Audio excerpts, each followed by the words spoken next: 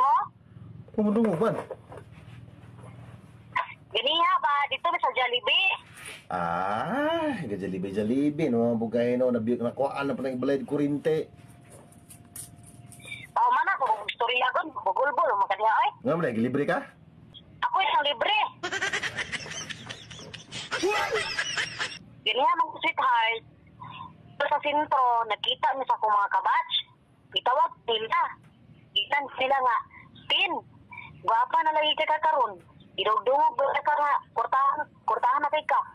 Opo nga, yung libre ko. Kay, ikaw ko idugdungog nga kurtahan. Igala nila ko sila sa Jollibee. Sa tanang gidungog kwarta, ni kariwe kwarta. Napila pa mo kabok? Gamay naman, may 5 ka buok. Di ba kayo kabok? Hindi, naku ang nabayad mo to.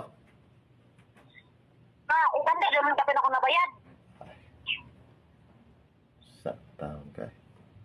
Kung ito bisitad, kung kabatch ba, naluot na siya sa gwardya. Nana siya nga Tin. Apila na lang po ng gwardya o kay Luis kayo pugnaong ba, wala po ikaon. Moto nga, i-apil na lang po ako sa libre kay ikaw kung nidugdungog tahan o kalibat ba na ika.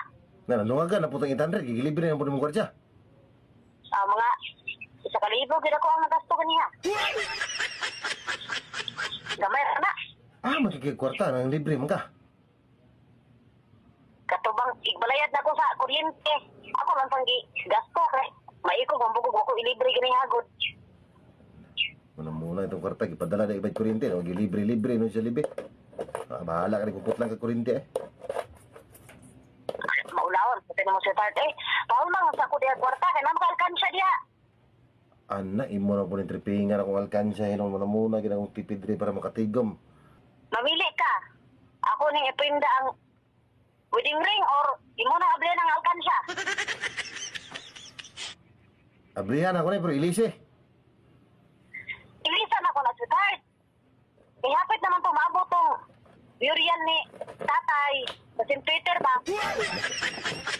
Sa? Dapat itong burial ni tatay sa St. Peter. Banduhin na, malapit mga apo. Apel, mga apo. May lisan na kita ko, anak. Ana. Anong dili mabahinan? Ay, kabala ka. Ilisan na ipikaan na lagi. Sure na to. Abot na to. Wow, yung tigom-tigom. Ana, binasi 100 na yung kuwan result sa alkansya, oh.